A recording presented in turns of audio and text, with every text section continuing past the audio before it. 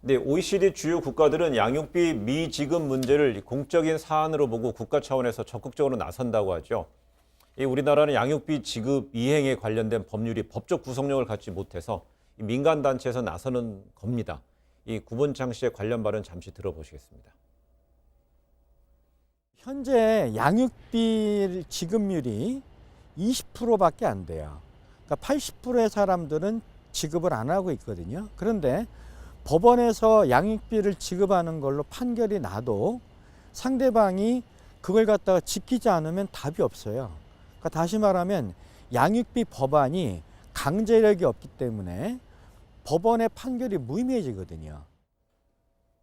네, 퍼센티지가 이렇게 되는지도 좀 놀랍고요. 또 강제할 방법이 없다는 점이고요. 그러니까 강제할 방법이 없는 건 아니에요. 하지만 실효성이 없다는 게 문제겠죠. 네. 우리나라 가사소송법에 보면은 양육비를 안 주는 경우에 이 사람이 어디 정기적으로 급여를 받고 있으면은 고용주로 하여금 직접 양육비를 주게끔 할 수도 있고 네. 또 자기 명의로 된 재산이 있으면은 담보 제공을 통해 가지고는 양육비를 지급하게 하는 방법도 있기는 한데 이게 만약에 정기적으로 급여를 받는 사람이 아니고 그다음에 내 명의로 된 재산이 없이 다른 사람 명의로 다 돌려놨을 경우에는 실효성이 없거든요. 네. 그 다음에 이제 강제할 수 있는 방안이 양육비 이행 명령을 이행하지 않을 경우 과태료를 지급하거나 네. 뭐 감치할 수 있는 그런 처분이 있기는 한데 감치까지 가는 경우가 실제로는 드물고 네. 감치 받고 나서 그래도 안 주면은 그때는 또 방법이 없는 겁니다. 그리고 과태료도 1,000만 원 이하라서 네. 아까 그 뭐 로펌 변호사 같은 네. 경우에 2억 얼마 양육비 안 주고 있는 경우에는 그냥 과태료 1,000만 원 내버리는 게 더 이익이거든요. 네. 그래서 우리나라의 경우에 그 사실 이런 강제력이 실효성이 없다는 게 문제라서 이 법안을 바꿔야 되는 게 아니냐 그래가지고 지금 국회에 몇 개의 법안이 올라와 있는 상황이에요. 근데 해외에서는 이 양육비 미지급을 뭐 아동 학대 혐의로까지 확장시켜서 뭐 다양한 어떤 형사 처벌까지도 하고 있잖아요. 그렇습니다. 지금 말씀하신 것처럼 우리나라는 예. 양육비를 지급하지 않은 것을 단순한 민사 채권으로만 인식해서 문제가 있다고 저는 보고요. 해외 같은 경우는 아동학대, 범죄 행위로 보고서 강력한 처벌을 하고 있습니다. 예를 들면 미국은 50개 주 모두에서 형사처벌을 하고 있습니다. 네. 양육비를 지급하지 않으면 아동학대로 취급해서요. 그리고 아이다호 주 같은 경우는 최고 14년형을 처할 수 있고요. 미시간주는 최고 4년형의 징역형을 처할 수도 있게 돼 있고요. 프랑스는 2차례 이상 양육비를 밀린 경우에 2년 이하의 징역이나 벌금 15,000유로를 처벌할 수 있고요.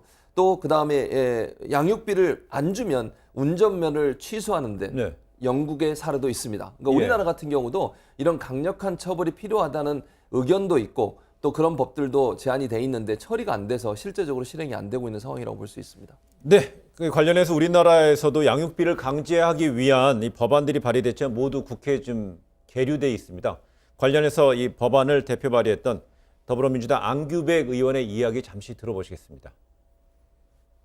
가정법원에서 양육비를 지급하지 않는 부모에게 운전면허를 취소 또는 여권 발급 제한 명령을 내릴 수 있도록 하여 양육비 이행을 강제하는 내용을 담고 있습니다. 양육비 지급 문제야말로 우리 민생법안입니다. 20대 국회 내에 통과를 위해서 최선을 노력을 다하겠지만은 현실적으로 어려운 측면도 있습니다. 만약에 이게 회기 통과를 못한다면은 21대 다시 발의할 생각을 갖고 있고요. 2월 임시국회가 있기 때문에 마지막까지 최선을 한번 다해보겠습니다. 근데 양육비 지급제도 관련된 법안들이 10개 정도가 국회에 제출되거나 발의가 됐는데 뭐 얼마 안 남았어요. 근데 그러면서 지금 2월 임시국회 얘기를 하는데 어떨까요? 근데 2월 임시국회까지 10개가 넘는 이 법안이 지금 국회가 총선 체제로 이미 돌입을 네. 했는데 이게 정리가 돼서 과연 통과까지 가능할까 거기에 대해서는 의문인데 지금 무슨 뭐 해외의 형사처벌을 강화한다 이런 얘기도 있지만은 형사처벌을 도입을 한다고 하더라도 우리나라 대법원의 어떤 양형 기준에 비추어 볼 때 크게 실효성은 없을 네, 것 같아요. 네. 그래서 양육비를 확실하게 받기 위해서는 그 사람을 불편하게 하는 방법이 가장 좋거든요. 네. 예를 들어서 출국을 제한한다거나 운전면허를 정지한다던가 그런 방법을 써가지고는 서구 어떤 미국이라든지 캐나다 예처럼 그런 방법을 써서 양육비를 지급하게 해야 되는데 예. 지금 국회가 너무나 바쁜 상황이잖아요. 예. 그래서 이게 과연 20대 국회에서 통과가 될 수 있을지 거기에 대해서는 심히 걱정스러운 부분이 있습니다. 참 20대 국회에서 겨우겨우 통과됐던 뭐 유치원 3법이라든지 어떤 어린이 보호구역 내 강원 민식이법 등 해서 너무 어렵게 통과됐는데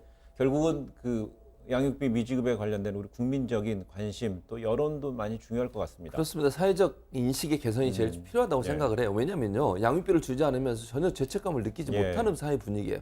도리어 요즘은요, 양육비를 못 받는 분들이 사정사정해요. 가서 제발 양육비 좀 달라고. 왜냐면 네. 생활이 안 되잖아요. 어린 아이들이 정말 성인이 될 때까지 돈은 필요한데 네. 한쪽 부모가 예를 들면 전업주부가 됐든 또는 남자분 같은 경우에 직장을 그만두고 얘를 돌보는 상황이 됐을 경우에 어떻게 양육을 하겠습니까? 네. 그런 사회적 인식, 이런 양육비를 주지 않는 사람들이 사회적으로 지탄받는 이런 제도, 이런 부분들이 반드시 필요하고, 그걸 위해서는 운전면허 정지 문제든 아니면 뭐 여권을 무효화시킨다든지 불편함을 줘서 스스로 참여할 수 있도록 하는 네. 사회적 제도적 장치가 마련돼야 된다, 이렇게 생각을 합니다.